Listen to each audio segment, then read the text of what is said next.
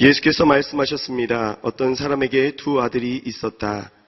작은 아들이 아버지에게 말했다. 아버지, 재산 중에서 제가 받을 몫을 주십시오. 그래서 아버지는 두 아들에게 살림을 나눠 주었다. 며칠 뒤 작은 아들은 자기가 가진 것을 모두 챙겨서 멀리 다른 나라로 떠났다. 그러고는 거기서 방탕하게 살면서 그 재산을 낭비했다. 그가 모든 것을 탕진했을 때 그 나라 전역에 심한 흉년이 들어 형편이 어려워지기 시작했다. 그래서 그는 그 나라 사람에게 일자리를 얻었었는데 그 사람은 그를 들판으로 내보내 돼지를 치게 했다. 그는 돼지가 먹는 쥐엄나무 열매로라도 배를 채우고 싶었지만 그것마저 주는 사람이 없었다. 그제야 제정신이 들어서 말했다. 내 아버지 집에는 양식이 풍부해서 일꾼들이 먹고도 남는데 나는 여기서 굶어 죽는구나. 내가 일어나 아버지에게 돌아가 말해야겠다. 아버지, 제가 하늘과 아버지께 죄를 지었습니다. 저는 더 이상 아버지의 아들이라 불릴 자격이 없으니 그저 하나의 일꾼으로나 삼아 주십시오. 그러고서 아들은 일어나 아버지에게로 갔다. 아들이 아직 멀리 있는데 그 아버지는 아들을 보고 불쌍히 여겨 아들에게 달려가 그의 목을 껴안고 입을 맞췄다. 아들이 아버지에게 말했다. 아버지, 제가 하늘과 아버지께 죄를 지었습니다. 이제 아들이라고도 불릴 자격이 없습니다. 종들에게 말했다. 어서가 가장 좋은 것 가져와 이 아이에게 입혀라. 손가락에 반지를 끼우고 발에 신을 신겨라. 살진 송아지를 끌어다 잡아라. 잔치를 벌이고 즐기자. 내 아들이 죽었다가 다시 살아났다. 이 아들을 잃었다가 이제 찾았다. 이렇게 그들은 잔치를 벌이기 시작했다. 그런데 큰 아들은 들에 나가 있었다. 그가 집 가까이에 이르렀을 때 음악과 춤추는 소리가 들렸다. 그래서 하인 하나를 불러 무슨 일인지 물어보았다. 하인이 대답했다. 동생이 왔습니다. 동생이 건강하게 무사히 돌아와서 주인 어른께서 살진 송아지를 잡으셨습니다. 큰아들은 화가 나서 들어가려 하지 않았다. 그러자 아버지가 나와 그를 달랬다. 그러자 큰아들이 아버지에게 이렇게 말했다. 보십시오. 저는 여러 해 동안 아버지를 위해 종노릇하고 무슨 말씀이든 어긴 적이 없었습니다. 그런데 제게는 친구들과 함께 즐기라며 염소 새끼 한 마리도 주시지 않았습니다. 그런데 창녀와 함께 아버지의 재산을 탕진한 아들이 집에 돌아오니까 살진 송아지를 잡으셨습니다. 아버지가 말했다. 얘야, 너는 항상 나와 함께 있지 않느냐. 또 내가 가진 모든 것이 다 내 것이다. 함께 보겠습니다. 그러나 내 동생은 죽었다가 다시 살아났고 내가 그를 잃었다가 찾았으니 우리가 잔치를 벌이며 기뻐하는 것이 당연하다. 아멘. 기다리시는 사랑이라는 제목으로 김승수 목사님 나오셔서 말씀 전해주시도록 하겠습니다. 할렐루야. 여러분 잘 오셨습니다. 우리 살아계신 하나님께 감사와 찬양의 박수를 먼저 올려드리겠습니다. 아멘. 네, 여러분 너무 축복합니다. 정말 봄이 된 것 같아요. 얼마나 날씨가 따뜻한지 또 얼마나 그 아름다운 꽃들이 피어나는지. 여러분 오늘 우리 인생 가운데도 우리 영혼의 봄이 오게 되기를 소망합니다. 봄, 여름, 가을, 겨울은 우리 인생을 향한 하나님의 메시지인 것 같아요. 겨울이 지나면 반드시 봄이 옵니다. 여러분 오늘 우리 인생 가운데 주님이 주시는 즐거움과 아름다움이 있게 되기를 축복합니다. 오늘 말씀의 제목은 기다리시는 사랑이라고 하는 제목입니다. 이 제목을 생각할 때 한 가지 사건이 기억이 났어요. 예전에 제가 아주 오래전에 한 번 말씀을 드린 적이 있었는데 생각이 나서 한 번 더 말씀드리면서 오늘 말씀을 시작하고자 합니다. 제가 제 인생에서 처음으로 소개팅 했던 날입니다. 굉장히 오래된 이야기죠. 정말 오래된. 아주 오래된 이야기지만 아주 기억에 남는.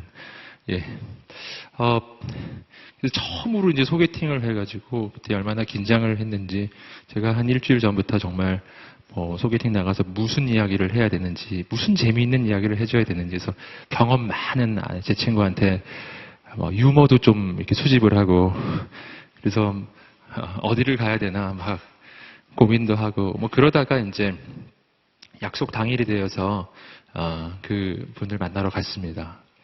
6시가 약속 시간이었던 것 같은데요. 6시 10분이라도 안 오는 거예요. 제가 진짜 떨리는 마음으로 갔었거든요. 정말 떨리는 마음으로 가 있었기 때문에 6시 10분이 있는데 아직도 안 오는 거예요. 그때 제가 어떻게 했냐면 그냥 집에 갔어요. 예, 그냥 집에 가버렸어요. 더 안 기다리고. 예, 더 기다리지 않았습니다. 안 기다렸던 이유가 있죠. 첫 번째 이유는 올까봐. 예, 올까봐 조금만 더 기다리면 올 것 같은 거예요. 그래가지고 도저히 더 못 기다리겠더라고요. 진짜 오면은 막 죽을 것 같더라고요. 그래서 네. 그래서 오기 전에 빨리 가야겠다. 그래서 갔고 또 한 가지 이유가 있다면 아직 그분을 사랑하지 않았기 때문이죠. 네. 그분이 제가 사랑하는 분이었으면 제가 더 기다렸겠죠. 아직 보지도 않았는데 뭐 사랑하겠습니까? 그렇게 참 순수했던 날이 있습니다. 여러분, 기다림이라고 하는 표현은 정말 우리 인생에 참 설레이는 표현이라고 할 수 있어요. 예. 힘든 일을 했던 가장이 그 힘든 일을 하면서도 그래도 새 힘을 낼 수 있는 이유는 집에 돌아갈 때 기다리는 아내와 자녀들이 있기 때문이죠. 사랑하는 연인이 그 어려움에도 불구하고 군대 생활을 잘 마칠 수 있는 이유는 기다리는 그녀가 있기 때문이죠. 간혹 없을 수도 있습니다. 네. 기다림이라는 것은 우리 인생 가운데 참 정말 소망과 설레임을 주는 단어입니다. 그런데 이 성경 전체를 보시면은요, 이 기다림이라고 하는 단어는 바로 하나님에게 정확하게 적용이 되는 단어입니다. 성경 전체를 여러 가지 말로 표현할 수 있지만 오늘 주제에 비추어서 성경 전체를 한마디로 표현해 보자면 이렇게 말할 수 있습니다. 기다리시는 하나님이죠. 인간을 하나님께서 지으셨을 때 인간이 타락하는 속도가 굉장히 빠르다는 것을 꼭 보셔야 합니다. 하나님이 천지창조 창세기 1장에서 하시고요. 그리고 창세기 2장에서 구체적으로 하나님이 어떻게 인간을 만드셨는지 막 흙으로 인간을 지으시는 장면이 나오죠. 그 코에 생기를 불어넣고 생명이 됩니다. 그리고 창세기 3장에 타락이에요. 너무 빠르잖아요, 이거는. 2장에서 하나님이 인간을 지으셨는데 아니 그 사이에 뭐가 좀 있었어야죠. 뭐 한 거라고는 결혼한 거밖에 없는 것 같아요. 제가 그리고 나서 창세기 3장을 보면요. 바로 타락인 거예요. 어떻게 보면은 하나님이 인간을 지으시고요. 하나님과 인간 사이에 아름다운 사랑의 관계를 누렸던 시간은 너무나 짧은 것이죠. 하나님은 인간이 그렇게 인간과 그러려고 인간을 지으신 것은 아닐 텐데 인간을 사랑하시고 그리고 그래서 그 사랑의 관계를 누리고 싶으셨을 텐데 인간은 너무 빨리 타락했고 그리고 너무 빨리 하나님을 떠나버린 것입니다. 하나님이 인간을 버린 게 아니었어요. 인간이 하나님을 버린 것이었죠. 그리고 창세기 3장 이후에 모든 성경의 이야기는 바로 하나님이 떠나버린 인간을 기다리시는 것이라고 할 수 있습니다. 기다리다 못해서 그래서 인간이 하나님께 올 수 있도록 하나님께서 직접 길을 만들어 주셨어요. 그 길은 유일한 길인데 바로 예수 그리스도 그분이 십자가에 달려 죽으심으로 열어놓으신 구원의 길. 하나님 아버지께서는 내가 아버지께로 돌아오기만을 기다리면서 그 아들까지 죽도록 내어주시면서 그렇게 우리를 위해 길을 만드시고 기다리신 것이죠.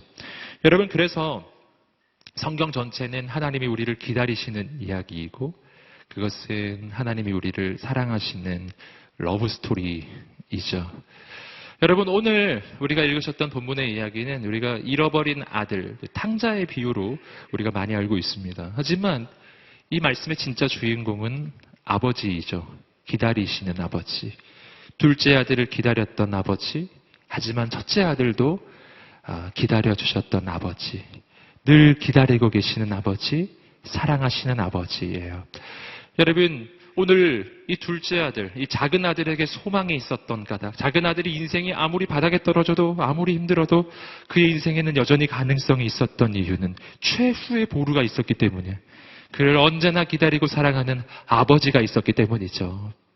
여러분 오늘 이 본문의 말씀으로 메시지가 선포될 때 오늘 우리가 우리를 사랑하시는 하나님, 우리를 기다리시는 하나님을 만나게 되기를 주님의 이름으로 축복합니다.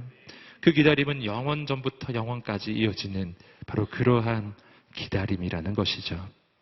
여러분 오늘 메시지, 오늘 주님의 그 비유의 말씀을 함께 보고자 합니다. 함께 누가복음 15장 11절과 12절의 말씀을 함께 읽어보겠습니다. 시작. 예수께서 말씀하셨습니다.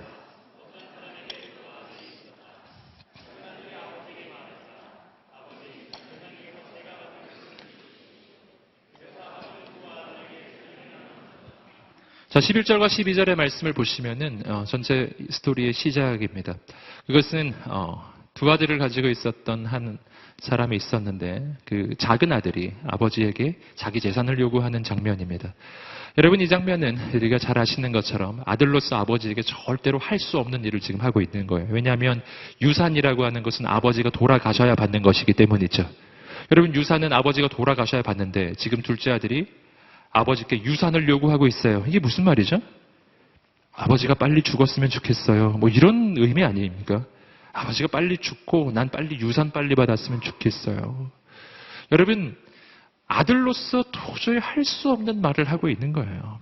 여러분 그런데 오늘 말씀에서 또 한 가지 주목할 것은 뭐냐면 이 아들이 아버지에게 할 수 없는 말을 하고 있고 실은 아버지에게 모욕을 주고 있는 것이거든요. 여러분 그 당시의 사회, 예수님 당시의 그 고대 근동의 그 사회를 본다면은 이것은요, 이 마을 전체가 마치 하나의 가족과 같이 서로를 너무나 잘 알고 있는 그런 공동체를 이루고 있는 곳인데 그곳에서 이 가정의 아들이 이렇게 아버지를 업신여기고 유산을 요구하고 마치 아버지가 죽었으면 좋겠다라는 그런 메시지를 준다는 것은요. 아버지에게는 정말 치욕적인 것이죠.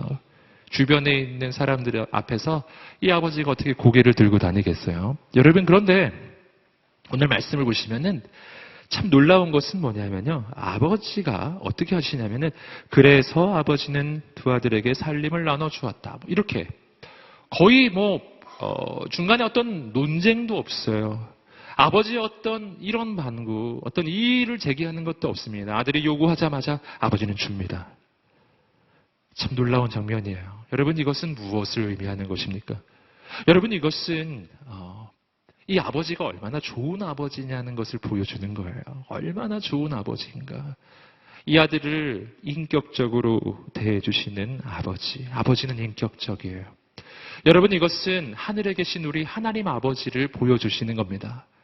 우리 하나님 아버지도 우리를 대하실 때 인격적으로 대하십니다.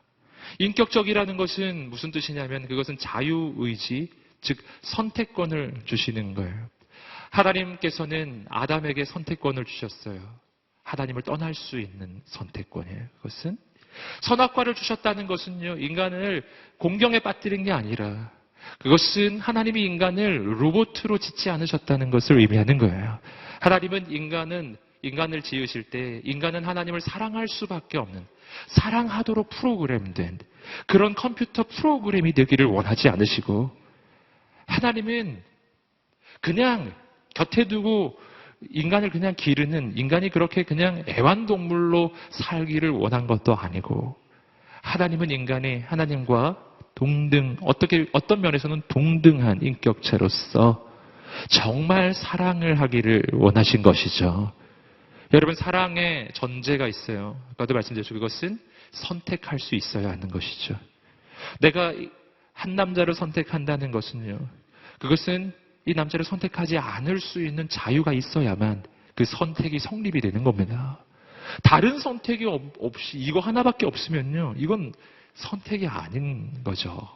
여러분 하나님은 우리에게 자유를 주신 거예요.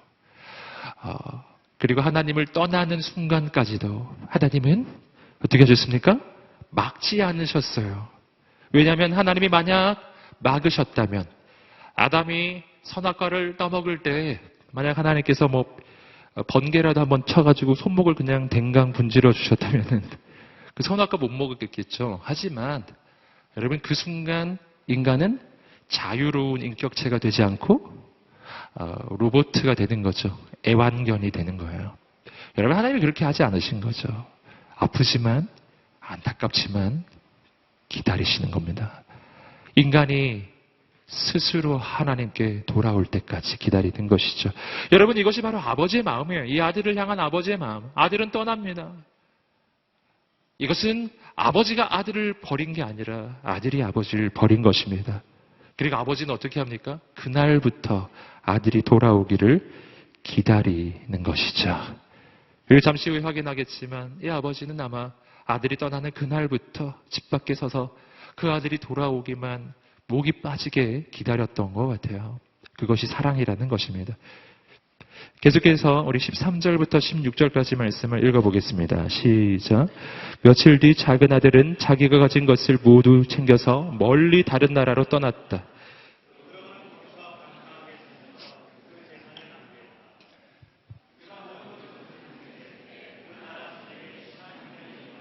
형편이 어려워지기 시작했다. 그래서 그는 그 나라 사람에게 일자리를 얻었는데 그 사람은 그를 들판으로 내보내 돼지를 치게 했다. 그는 돼지가 먹는 쥐엄나무 열매로라도 배를 채우고 싶었지만 그것마저 주는 사람이 없었다. 자, 말씀을 보시면 작은 아들은 지체하지 않습니다. 아버지가 유산을 주자마자 바로 처분하고 그리고 돈을 챙겨서 어디로 가는가? 오늘 말씀은 어디로 갔는지 정확하게 지칭하는데요. 다른 나라로 갔다. 이렇게 표현되어 있죠. 13절 보시면 다른 나라로 갔다. 아니, 다른 지역도 아니고요. 예? 옆 동네도 아니고 다른 나라로 이민 가버린 거예요. 여러분, 이게 뭐를 말해주는 걸까요? 이것은 메시지입니다. 이것은 예수님의 비유의 말씀이에요. 이것은 하나님을 떠난 인간이 처한 상태를 보여주는 메시지입니다. 여러분, 아버지가 없는 다른 나라로 간 거예요. 나라가 바뀌면 뭐가 바뀌는 것이죠? 왕이 바뀌는 것이죠. 아버지와 함께 살던 그 나라의 왕이 아니라 다른 나라의 왕의 통치 아래로 들어간 것입니다. 즉, 이 아들은요, 아버지의 집을 떠나는 순간 속한 나라가 바뀌어버려요. 여러분, 이것이 바로 오늘 하나님과 우리 사이 관계에서 일어나는 일입니다. 오늘 우리가 하나님을 떠나면 뭐가 바뀌는가? 속한 나라가 바뀌어요. 내 인생을 통치하는 왕이 바뀌어요. 어떻게 바뀌는가? 내가 하나님 안에 있었을 때는 온 우주의 통치자이신 하나님께서 나의 왕이시지만 내가 하나님을 버리는 그 순간 나는 마귀의 나라로 넘어가는 거죠.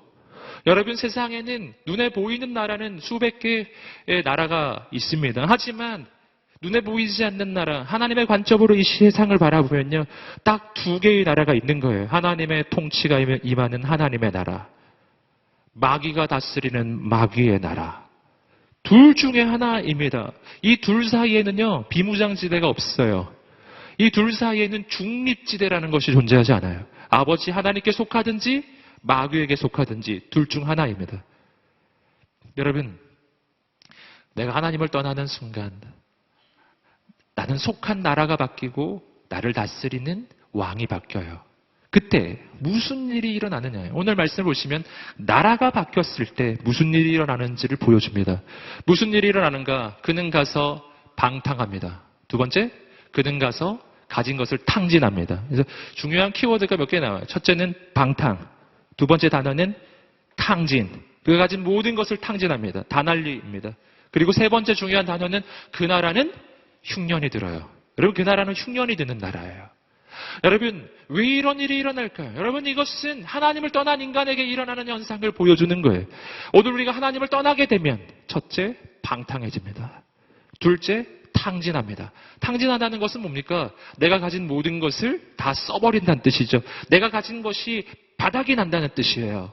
여러분, 하나님을 떠난 인간에게 일어나는 현상입니다. 왜 이런 현상이 일어납니까? 여러분, 그 까닭은 우리가 함께 많이 나누었던 것처럼 인간이 가지고 있는 본질 때문이죠. 인간은 한계적 존재, 피조물이고 한계적 존재. 가지고 있는 모든 것이 다 한계가 있는 존재이죠.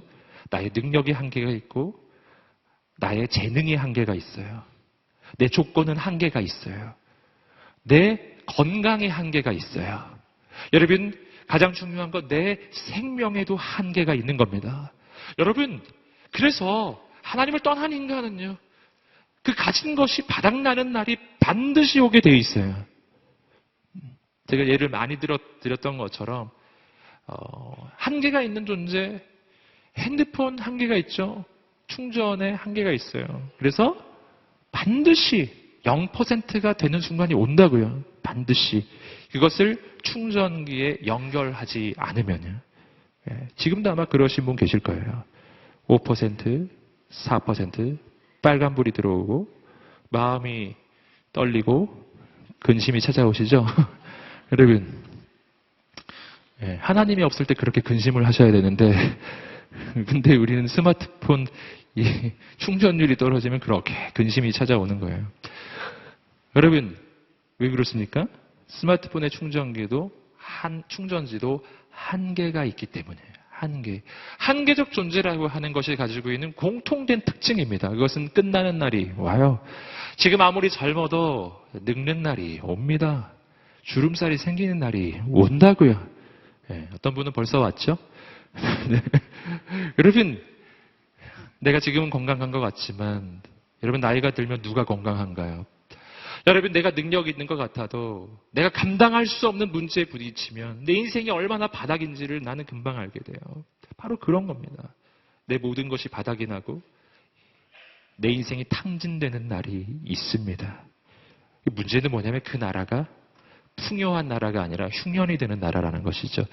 여러분, 성경이 말해주는 마귀의 특징이 있어요. 여러분, 마귀는 처음에 좋은 것을 주는 것 같은데 분명히 말합니다. 요한복음 15장을 보시면 마귀는 15장이 아니라 10장입니다.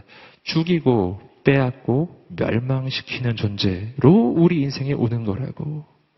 여러분, 오늘 우리가 마귀 안에 있을 때 인생에는 흉년이 찾아옵니다. 저는 여러분들 격려하고 축복합니다.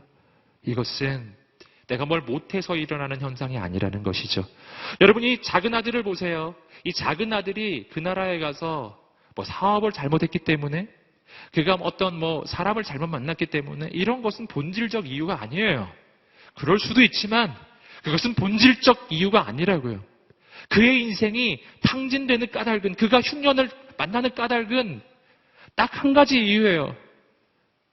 영원한 공급자가 되는 아버지를 떠났기 때문입니다. 그 순간 그의 인생은 바닥을 향해 돌진하는 것입니다. 마치 핸드폰이 충전기를 떠나는 그 순간부터 퍼센티지는 떨어지는 거예요. 0%를 향해 달려가는 겁니다. 그걸 막으려면 충전기를 꽂아야 해요.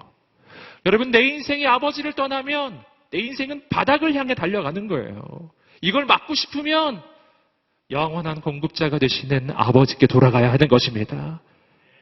여러분, 이 시간이 그 시간이 되기를 주님의 이름으로 축복합니다. 아들은 인생이 바닥을 맞이합니다.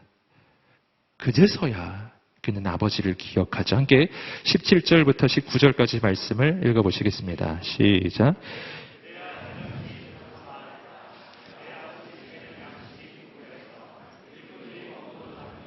나는 여기서 굶어 죽는구나. 내가 일어나 아버지에게 돌아가 말해야겠다. 아버지, 제가 하늘과 아버지께 죄를 지었습니다. 저는 더 이상 아버지의 일꾼, 그저 하나의 일꾼으로나 삼아 주십시오. 이렇게 말해야겠다. 아직 이렇게 말한 게 아니에요. 이렇게 말해야겠다라고 아들은 생각을 했어요. 생각을 한 겁니다. 생각이 변화가 온 거죠. 여러분, 이 장면은 아주 재미있는 표현이 하나 나옵니다. 17절 말씀을 보시면 그제야 제정신이 들어서 말했다. 무슨 말이죠? 그제서야 제정신이 들었다. 그 전에는 제정신이 아니었다. 제정신이 아닌 거예요, 여러분. 이 아들이 아버지를 떠날 때요, 제정신 아닌 거예요, 그거. 제정신이 있는 아들이라면 절대로 할 수 없는 일을 한 겁니다. 여러분, 언제 제정신이 들었다고요? 인생이 바닥에 떨어지니까 그때 제정신이 들어요. 여러분, 언제 제정신이 안 듭니까? 바닥에 안 떨어졌을 때죠. 아직 내가 뭔가 있을 때, 내가 가진 무엇이 있을 때, 내가 가진 것으로 내가 뭔가 좀 성공할 수 있을 것만 같이 느껴질 때, 내 힘이라면 뭔가를 할 수 있는 것처럼 나 스스로 여길 때, 그때는요, 아직 제정신이 아니에요. 제정신은 인생이 바닥에 떨어지고 내 힘으로는 도저히 할 수 없다라는 고백이 내 입에서 나오기 시작할 때 더 이상 내 안에 가능성이 없다는 것을 내가 깨닫지 않습니까? 여러분, 그때가 바로 제정신이 들 때예요. 그리고 거기가 인생의 터닝 포인트입니다. 여러분, 인생이 바닥에 떨어지면 그것은요, 사실은 절망의 사인이 아니에요. 하나님 안에서는 그게 절망의 사인이 아니라고요. 왜냐하면 바닥을 쳤다는 게 무슨 뜻이죠? 바닥을 쳤다는 것은 이제는 오르막길이란 뜻이에요. 이제 올라갈 일 남은 겁니다. 등산을 하다가 산골짜기 맨 바닥에 도달했어요. 무슨 말이에요? 이제부터는 오르막이다. 올라간다 라는 뜻이죠. 하지만 인생이 정점에 도달했어요. 무슨 뜻이죠? 이거 좋은 거 아니거든요. 이제부터는 내리막이다. 이런 뜻입니다. 여러분, 그러니까 여러분, 오늘 우리가 깨달아야 돼. 이 아들이 인생의 바닥을 경험합니다. 거기가 바로 새로운 시작점이에요. 터닝 포인트라고요. 터닝 포인트라는 것은 원래 출발점으로부터 맨 끝에, 가장 끝까지 가야 반환점이 나오는 겁니다. 그 반환점을 돌면 이제는 꼬린 지점을 향해 달려가는 것이죠. 할렐루야. 여러분, 이것이 바로 오늘 이 아들이 경험하고 있는 삶의 현실이에요. 그래서 하나님 안에서는요, 인생의 바닥이 아니고, 인생의 위기가 아니고, 그 바닥은 내 인생의 터닝 포인트이고, 반환점이고, 이제는 오르막이 시작되는 것이죠. 여러분, 오늘 이 밤이 하나님 만나는 밤이 되기를 주님의 이름으로 축복합니다. 여러분, 제정신이 들었다라고 하는 이 부분은요, 원어적으로는 또 조금 다른 것으로 번역이 되는 부분인데, 헬라어 원어적으로는 제가 찾아보니까 이것은 이런 표현이라고 해요. 자기 자신에게로 돌아갔다.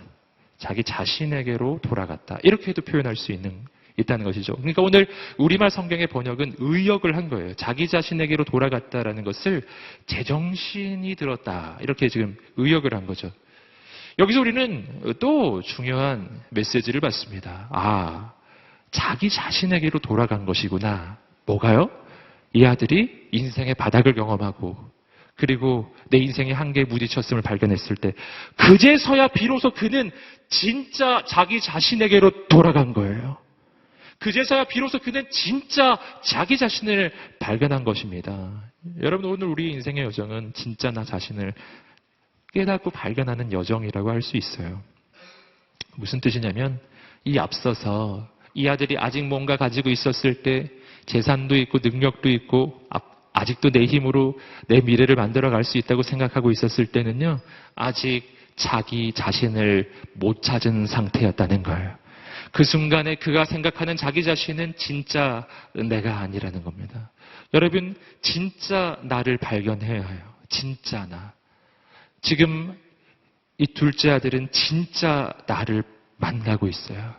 진짜 나 자신의 실체. 그것은 하나님이 없이는 단 하루도, 단 한순간도 살 수 없는 연약한 피조물에 불과한 나 자신의 실체예요. 그게 나 자신에게 돌아간 것입니다. 여러분, 이것이 신앙의 여정입니다. 신앙의 여정이에요. 오늘 우리의 인생 가운데 빠져야 할 것이 하나 있습니다. 그것은 영적인 거품이에요. 거품. 거품이 빠져야 하겠습니다.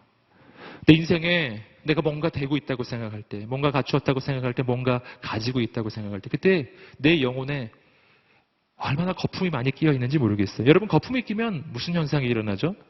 실체가 보이지 않아요. 실체가 보이지 않는다고요.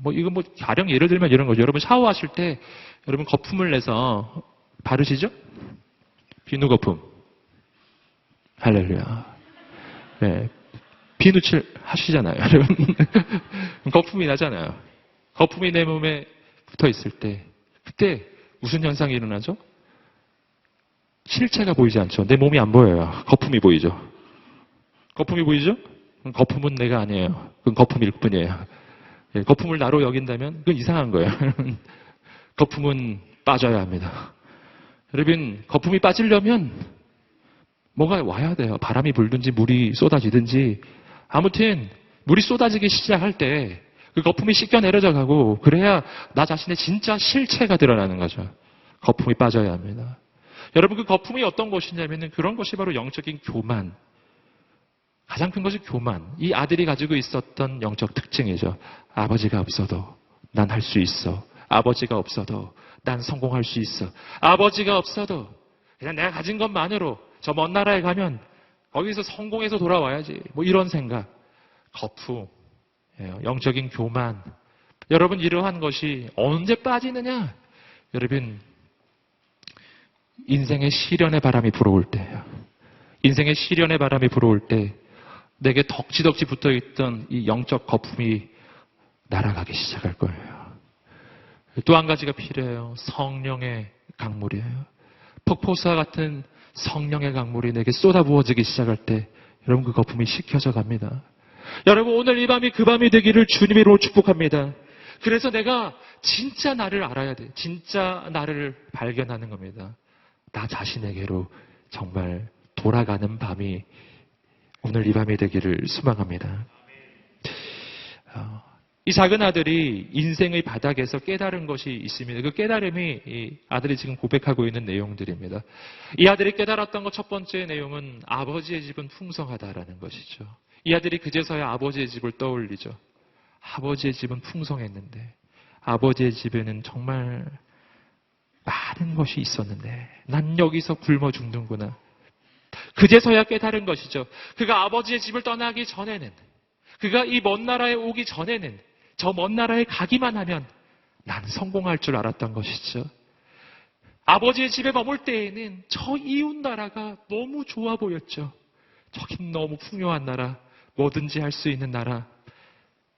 그렇게만 보였는데 가보니까 아닌 거예요. 여러분 오늘 우리가 아버지 안에 있을 때도 똑같습니다. 우리가 신앙생활을 할 때 세상을 바라보면서 똑같이 생각하지 않으세요? 저기를 가면 좋을 것 같은데, 저기를 가면 풍성해질 것 같은데, 저 방법을 쓰면 정말 인생이 좋아질 것 같은데. 여러분, 가보면 아니라는 거예요. 여러분, 가보면 깨닫는 것입니다. 여러분, 풍요하고 풍성한 곳은 아버지께 있습니다. 하나님은 창조주이십니다. 세상에 그 어떤 것도 나의 아버지 하나님과 비교할 수 있는 것은 없어요. 없어요, 여러분. 또 한 가지 그가 깨달은 것이 있죠. 그것은 나는 죄인이라는 것이죠. 이 아들이 이렇게 고백합니다. 제가 하늘과 아버지께 죄를 지었습니다. 지금 아들이 고백하고 있는 거 아니에요. 이거 조금 헷갈리실 수 있는데 18절에서는 아직 아들이 아버지를 만나서 고백하는 게 아니라 그냥 저 먼 나라에서 생각하는 거예요. 내가 아버지를 만나면 이렇게 한번 말해봐야지. 이렇게 지금 생각하고 있어요. 뭐라고요? 제가 하늘과 아버지께 죄를 지었습니다. 여러분, 이 아들은 드디어 자신이 죄인이라는 것을 깨닫습니다. 무슨 죄를 지은 겁니까? 여러분, 이 죄의 본질을 알아야 합니다. 여기서 죄를 짓다라고 하는 것은 원어적으로 하마르타노라고 하는 단어예요. 우리가 너무 잘 아시는 것처럼 이 단어가 가지고 있는 의미는 관역을 벗어나다. 화살을 쏘았을 때 그 화살이 관역을 벗어나는 거예요. 또 다른 의미가 있다면 그것은 정도에서 벗어나다. 가야 할 그 길을 벗어난 거예요. 여러분, 이것이 죄를 지었다라는 말의 이 아주 원어적인 본질적인 의미입니다. 자, 이 의미에서 비춰봤을 때 이 아들이 지금 범한 죄의 본질이 무엇입니까? 이것은 도덕적 범죄가 아니에요. 이것은 윤리적 범죄를 이야기하고 있지 않아요. 이 아들은 지금 이렇게 이야기하고 있어요. 하늘과 아버지께 죄를 지었다고 이야기하고 있어요. 이 아들은 지금 그 먼 나라에서 허랑방탕하게 살면서 저질렀던 어떤 도덕적, 윤리적 범죄들을 언급하고 있지 않아요. 아버지와 하나님, 하늘에 지은 죄. 이 아들이 아버지에게 지은 죄가 뭡니까? 그건 딱 하나예요. 아버지를 떠난 것이에요. 여러분, 죄의 본질은 관역을 벗어나는 것이고, 죄의 본질은 정도에서 벗어나는 거예요. 여러분, 죄의 본질, 윤리적 범죄, 도덕적 범죄가 죄가 아니란 뜻은 아닙니다. 그 모든 죄의 근본에 있는 죄의 본질은 하나님 아버지를 떠난 것입니다. 그 자체가 죄악된 상태예요. 그것이 가장 중요한 범죄예요. 여러분, 이 아들의 죄의 본질, 이 아들은 깨닫는 것이죠. 여러분, 그러므로 어떤 사람을 바라보면서 저 사람은 교회만 안 다니지 참 선하고 이롭고 착하고, 아니, 저런 사람이 지옥 간다니 정말 말도 안 돼. 뭐 이것에 대해 이런 거를 자꾸 얘기해요. 그래서 저 사람이 지옥 간다면 나는 그런 하나님을 믿을 수 없다고. 이렇게 말하는 넌 크리스천도 있고 이렇게 말하는 크리스천도 있어요. 이해 안 된다고, 불공평하다고 자꾸 이야기하시는데요. 거기에 대해서는 여러 가지 말로 설명을 해볼 수 있지만 오늘 이 본문의 말씀으로 설명을 해보자면 이런 거예요. 가장 중대한 범죄는 도덕적 범죄, 윤리적 범죄, 실정법을 어긴 범죄가 아니라 하나님을 떠난 죄예요. 교회만 안 다니지 딴 건 완벽하다고. 아니, 교회 안 다니는 게 최고로 나쁜 죄라니까요. 그게. 예수님을 안 믿는 것이 가장 중대한 죄예요. 다른 죄는 파생되는 겁니다. 예수님을 안 믿는 죄예요. 여러분, 그 죄는 방법이 없어요. 예수님 안 믿으면 그것이 죄이기 때문에 그래서 지옥 갑니다. 이 아들이 지금 저지른 가장 중대한 죄는 아버지를 떠난 거예요. 지금 아버지를 떠난 그 상태 자체가 죄악된 상태 그 자체입니다. 여러분, 방법이 하나밖에 없거든요. 그 먼 나라에서 착하게 살아서 길이 열릴까요? 그 나라에서 애쓰고 힘써서 길이 열리겠냐고요. 아무리 애를 써도 아버지의 집을 떠난 그 다른 나라, 하나님이 다스리는 나라가 아니라 마귀의 나라에서는 내가 아무리 애를 써도 애를 쓰고 쓸 만큼 아무리 써도 도달하는 것은 하나밖에 없어요. 돼지 먹는 쥐염 열매, 그것도 겨우 얻어 먹을까 말까. 그 상태입니다. 여러분, 본질적 해결책이 있어요. 아버지께 돌아가는 것입니다. 여러분, 오늘 이 밤이 그 밤이 되시기를 주님으로 축복합니다. 세상의 소리를 듣지 마십시오. 인간이 노력해서 뭐가 될 수 있다고 그렇지 않습니다. 여러분, 인간의 노력은 여러분 하나님 안에 들어갈 때 비로소 의미를 가지기 시작하는 것입니다. 여러분, 일단 아버지께로 돌아가야 하는 것입니다. 오늘 이 밤이 그 밤이 되기를 다시 한번 주님으로 축복합니다. 계속해서 20절, 21절 말씀을 읽어보시겠습니다. 시작. 그러고서 아들은 일어나 아버지께로 갔다. 아들이 아직 멀리 있는데 그 아버지는 아들을 보고 불쌍히 여겨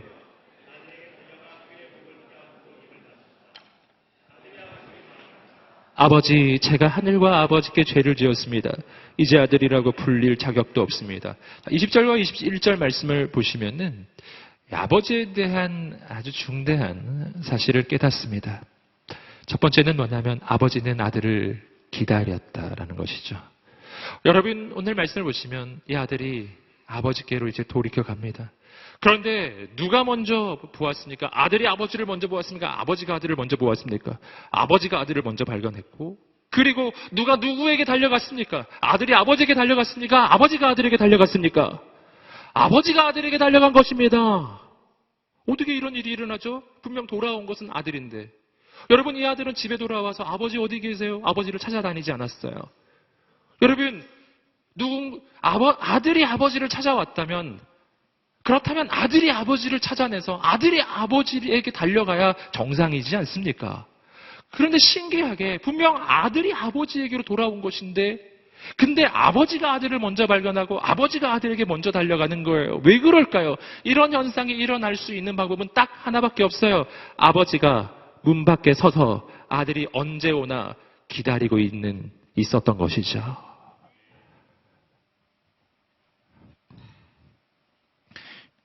아버지는 언제부터 기다렸을까요? 기약이 없잖아요. 아들이 떠난 날부터 그 아들이 돌아오기를 기다리며 그렇게 문 밖에 서 있었다라고밖에 생각할 수 없어요. 여러분, 하나님 아버지께서 우리의 인생을 기다리십니다.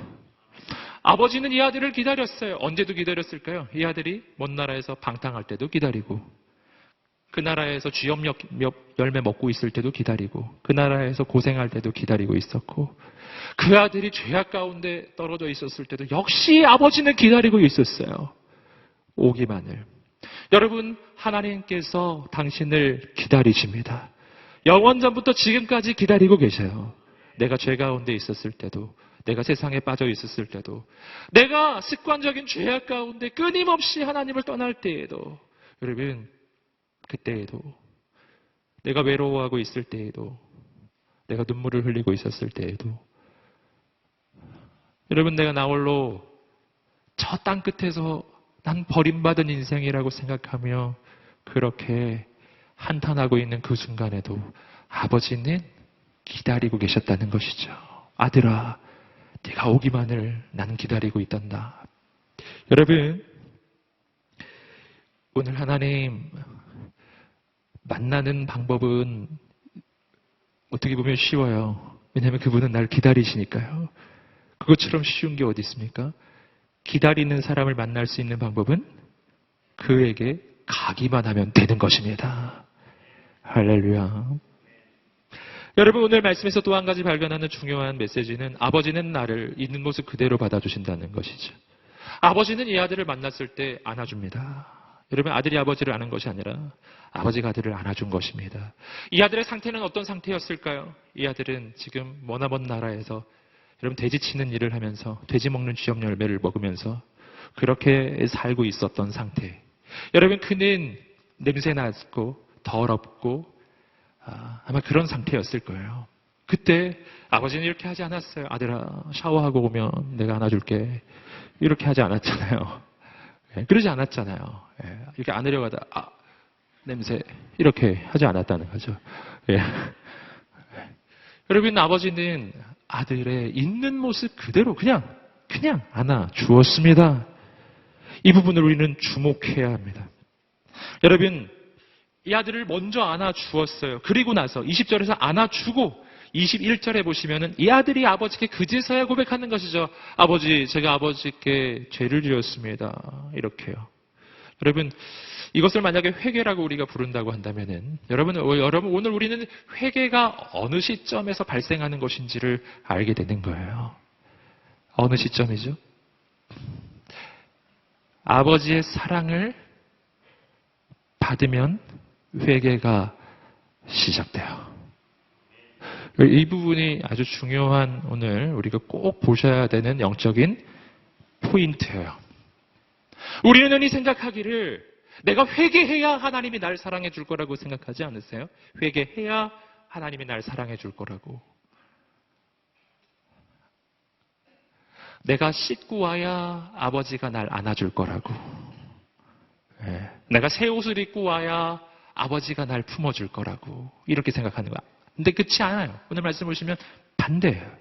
내가 회개하기 때문에 아버지가 나를 사랑하시는 것이 아니라 아버지가 나를 사랑하시기 때문에 나는 회개할 수 있는 것입니다.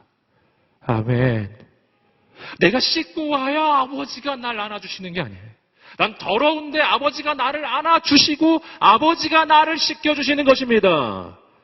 난 나를 못 씻어요. 여러분, 회개는 하나님의 사랑보다 앞서는 게 아니에요. 하나님의 사랑은 영원 전부터 지금까지 그리고 영원까지 계속됩니다. 할렐루야.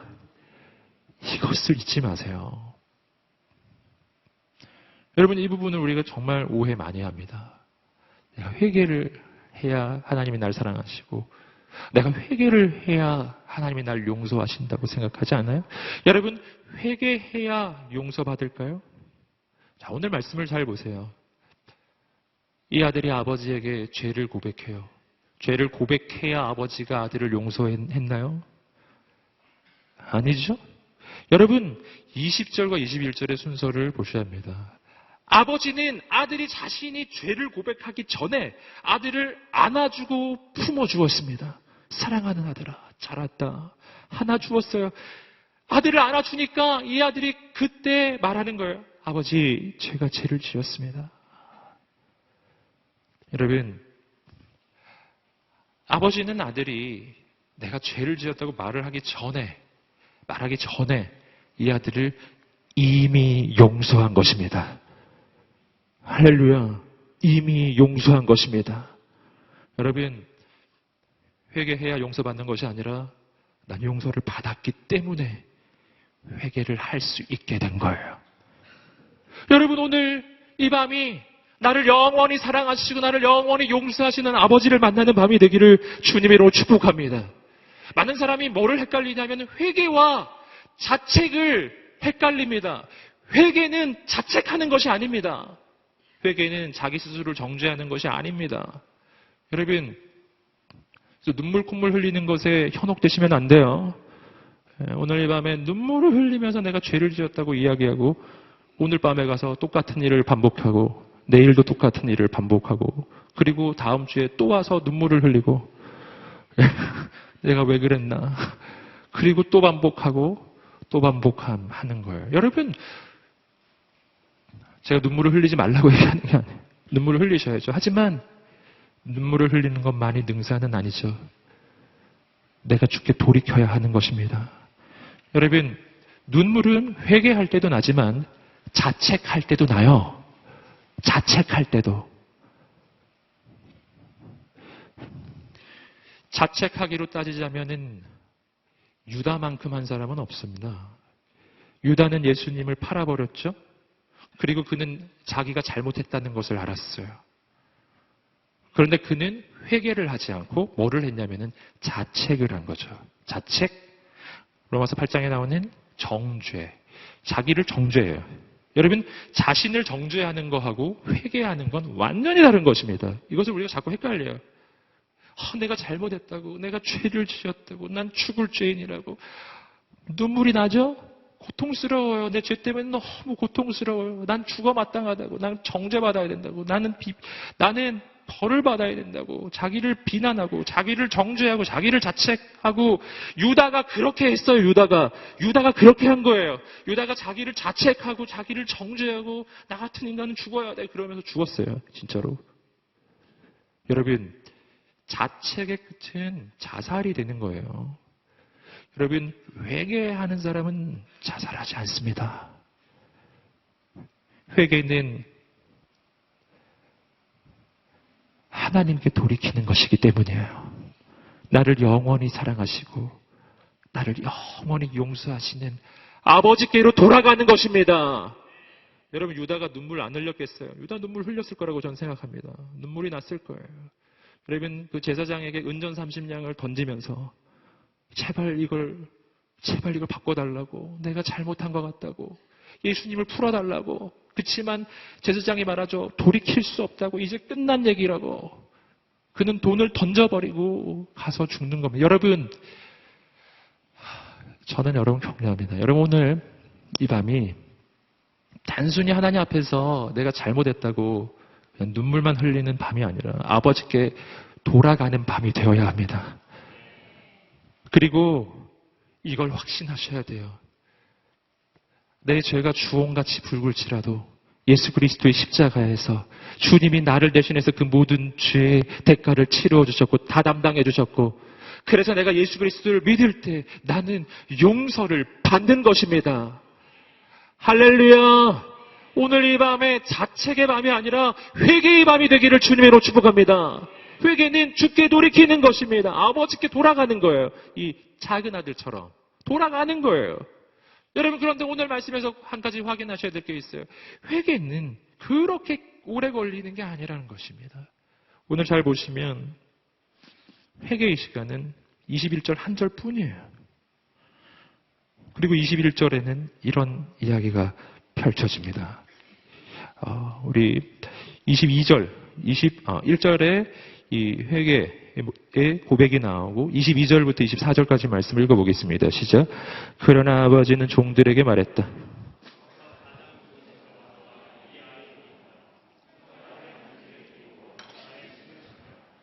살진 송아지를 끌어다 잡아라. 잔치를 벌이고 즐기자. 내 아들이 죽었다가 다시 살아났다.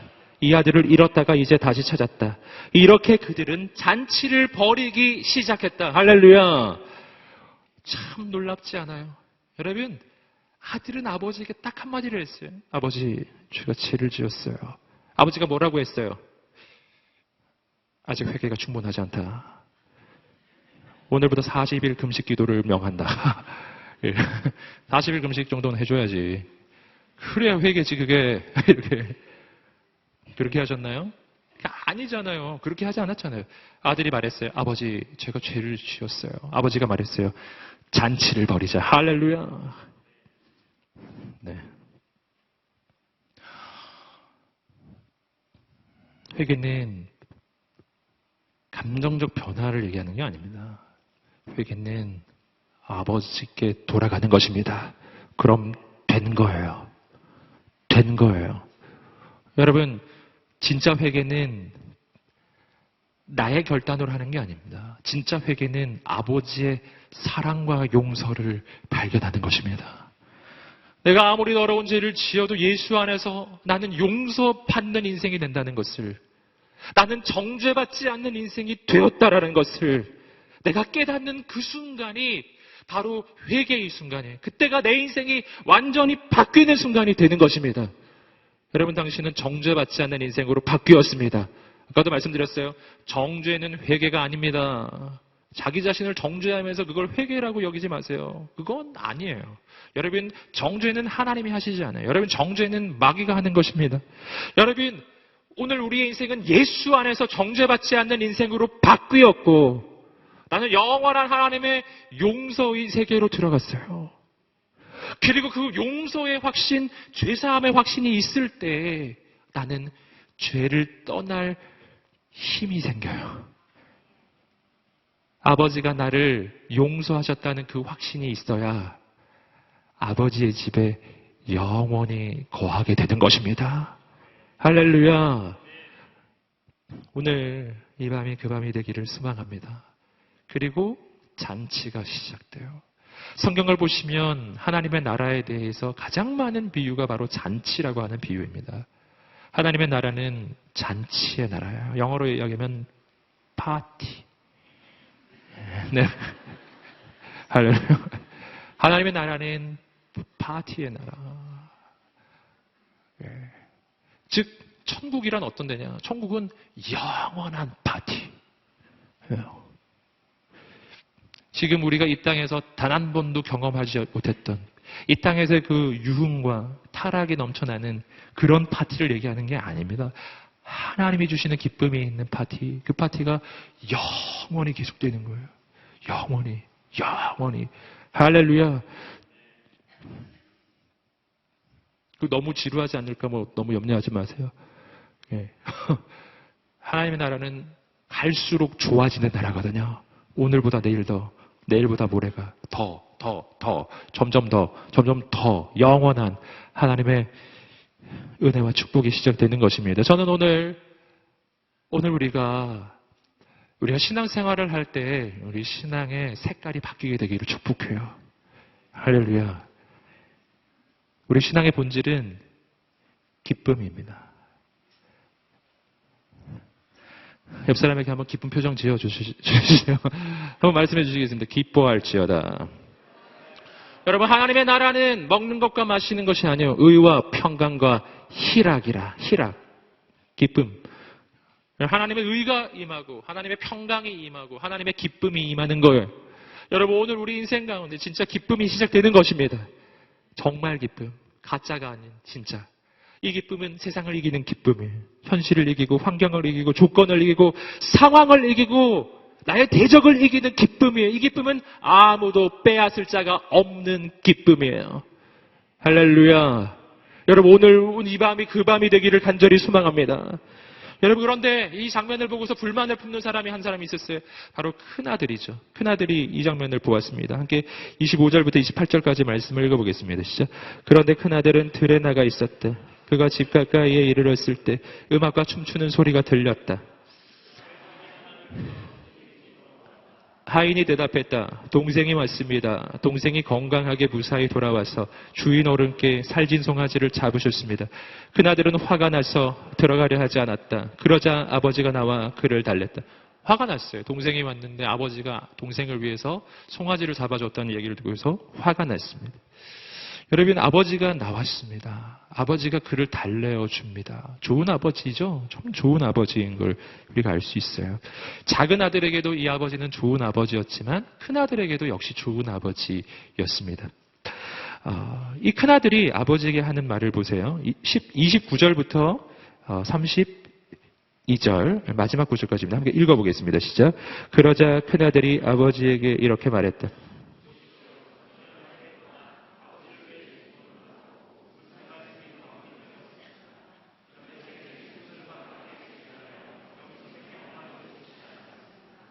그런데 장녀와 함께 아버지의 재산을 탕진한 아들이 집에 돌아오니까 아버지는 그를 위해 살진 송아지를 잡으셨습니다. 아버지가 말했다. 얘야, 너는 항상 나와 함께 있지 않느냐? 또 내가 가진 모든 것이 다 내 것이다. 그러나 내 동생은 죽었다가 다시 살아났고 내가 그를 잃었다가 찾았으니 우리가 잔치를 벌이며 기뻐하는 것이 당연하다. 여러분이 큰아들에게도 문제가 있었어요. 우리 잘 아시는 것처럼 집 나간 탕자, 집 안에 있었던 탕자, 이런 표현도 많이 쓰지 않습니까? 여러분, 이 큰아들도 문제예요. 이 아들은 어떤 문제가 있었던가? 아주 중대한 두 가지 문제가 있었는데, 첫 번째는 비교의식이죠. 이 큰아들은 둘째 아들과 자신을 비교해요. 아버지, 저 동생한테 이렇게 잘해주십니까? 이거죠. 나한테는 이런 거 한 번도 안 해줬는데, 저 동생한테 이렇게 잘해주는 겁니까? 잘한 것도 없는 동생. 여러분, 이 아들은 비교를 합니다. 그런데 여러분, 한 가지를 꼭 기억하세요. 여러분, 비교는 하나님의 사람이 할 일이 아니에요. 내 마음에 만약 비교의식이 찾아왔어요. 내가 이렇게 뭔가를 했는데, 가만히 나를 보니까 내가 나와 내 친구를 비교하고 있고, 나와 동료를 비교하고 있고, 옆집 사람 비교하고, 엄마 친구 아들하고 비교하고, 내가 이렇게 자꾸 비교를 하고 있는 거예요. 그러면 뭐를 아셔야 되냐 하면은, 비교해보니까 내 인생이 정말 비참해. 낭망스러워. 당신의 그 판단력이 틀렸다는 뜻이 아닙니다. 뭐가 틀렸냐면은, 비교하는 그 행위 자체가 틀린 거예요. 비교하지 마세요. 비교하지 마세요. 네.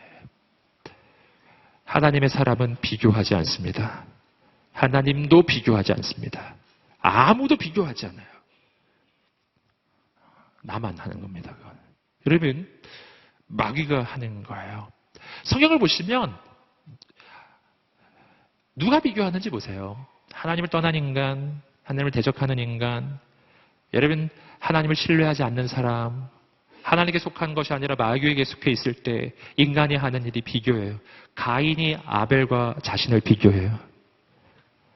아벨이 한 게 아닙니다.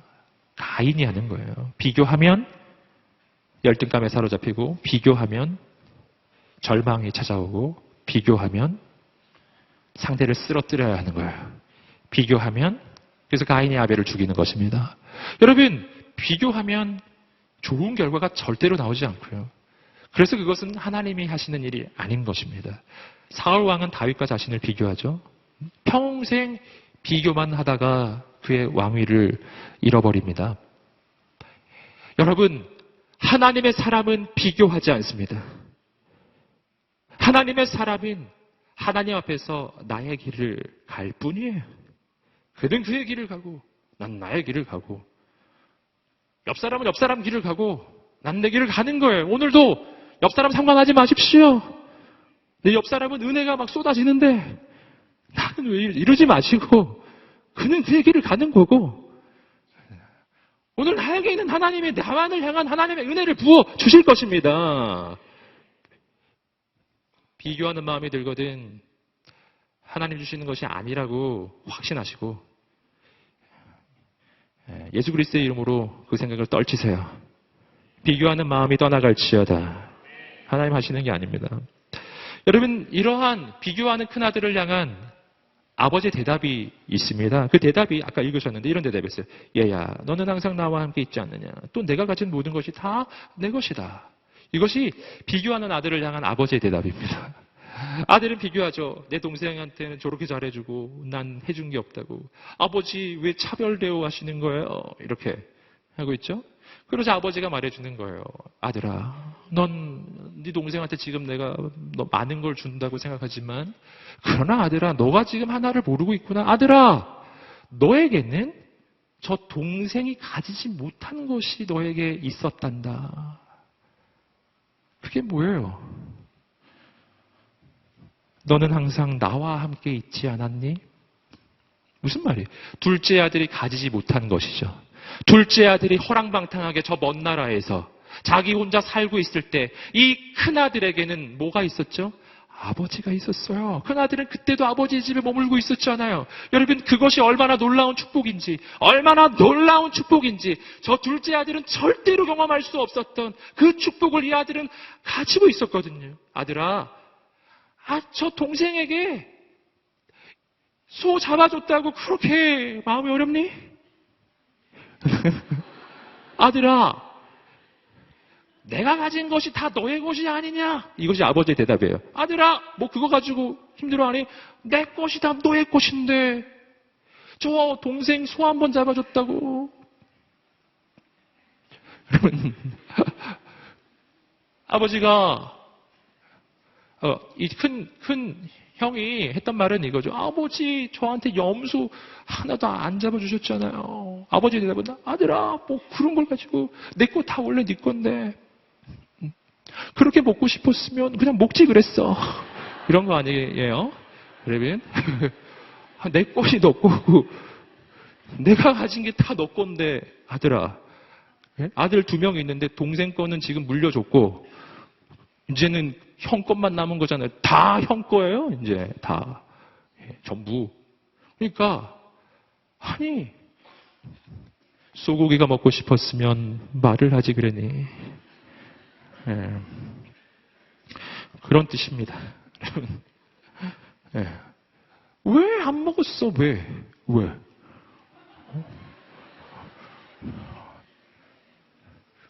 나도 네가 안 먹길래 참 궁금해했다. 뭐 이런 뜻이죠. 이런 얘기예요. 네가 하나도 안 먹어서 이상하게 생각했다. 여러분, 아버지의 말은 이런 것이죠. 난 너와 늘 함께 있었고 나의 것은 다 너의 것이고 네 동생이 집 나가 있을 때 언제나 내가 너와 함께 있었는데 그런데 왜 누리지 않았니? 너 왜 종처럼 살고 있니? 이런 뜻입니다. 너 왜 종처럼 살고 있니? 이 아들이 아버지에게 한 말이 이거거든요. 아버지, 제가 정말 여러 해 동안 종처럼 그렇게 일만 했는데 왜 저한테는 보상을 안 해줍니까? 이것이잖아요. 아버지가 말하는 것이죠. 아들아, 넌 아들이지 않니? 넌 왜 종처럼 살고 있니? 여러분, 종은 월급을 받는 것이죠. 종은 품삯으로 사는 존재입니다. 여러분, 아들은 품삯으로 살지 않아요. 아들은 아버지가 그냥 줍니다. 아무것도 안 해도 그냥 줍니다. 진짜 아버지가 그 얘기를 하는 거예요. 아들아, 넌 종이 아니잖아. 넌 아들이잖아. 그냥 먹으면 돼. 아시겠죠? 그냥 먹어. 말만 해. 할렐루야. 그래서 마태복음 7장 7절이 이렇게 이야기하는 겁니다. 마태복음 7장 7절 말씀 한번 자막을 보여주세요. 마태복음 7장 7절 시작. 구하라 그리하면 너희에게 주실 것이요 찾으라 그리하면 찾아낼 것이요 문을 두드리라 그리하면 너희에게 열릴 것이니 구하라 주실 것이요. 이것은 아들에게 해주는 말입니다. 종은 이렇게 못해요. 종이 주인에게 구해요. 말도 안 되죠, 그거는. 그건 말이 안 되는 거예요. 종은 대가를 치러야만 받는 겁니다. 종이 월급을 요구하려면은 한 일이 있어야 돼요. 내가 이렇게 여러 해 동안 일했으니까 염소 한 마리 잡아주세요. 이게 지금 종의 멘트라고요. 지금 큰아들은 종의 멘트를 하고 있어요. 아들의 멘트가 아니라고요. 아들은 이런 형태를 말하지 않아요. 아버지한테 아들이 제가 여러 해 동안 종처럼 열심히 일했으니까 이제 월급 주세요. 말도 안 되는 소리잖아요. 그냥 아들은 이렇게 말하는 거예요. 아버지, 제가 오늘은 소고기가 먹고 싶어요. 그래서 마태복음 7장 11절은 이렇게 이야기하고 있는 거예요. 함께 또 읽어보겠습니다. 시작. 너희가 악한 자라도 좋은 것으로 자식에게 줄 줄 알거든. 하물며 하늘에 계신 너희 아버지께서 구하는 자에게 좋은 것으로 주시지 않겠느냐. 할렐루야. 아들은 딱 하나를 하면 됩니다. 열심히 일 안 해도 돼요. 구하세요. 제가 지금 직장 그만두라는 얘기 한 게 아니에요. 오해하지 마시고요. 아버지 앞에서 내가 무엇을 했기 때문에 구할 수 있지 않고 난 아들이기에 구할 수 있는 것입니다. 아버지의 것은 다 내 것이거든요. 이것을 믿으세요. 누리세요. 오늘부터 누리세요. 당신은 용서를 받았거든요. 누리십시오. 소망을 품으세요. 할렐루야. 어젯밤에 이런 일이 있었습니다. 생각이 나더라고요. 어젯밤에 우리 아내가 우리 아들에게 요리를 하나 해줬는데 불닭볶음면이라는 그 면 있습니다. 제가 보니까 그게 요즘에 굉장히 인기더라고요. 예, 지금 그거 선전하는 거 아니에요. 근데 아무튼 있는 거 아십니까? 예, 그런 게 있어요. 거의 뭐 편의점 같은 데 가면 거의 뭐 품절 거의 상태더라고요. 근데 우리 아들한테 제 아내가 그 불닭볶음면 해준 거예요. 우리 아들이 그 얘기 하더라고요. 엄마 불닭볶음면 해주세요. 그래서 해가지고 했는데 이 문제가 하나 생긴 거예요. 뭐냐면 이 불닭볶음면은 매운 양념이 핵심이거든요.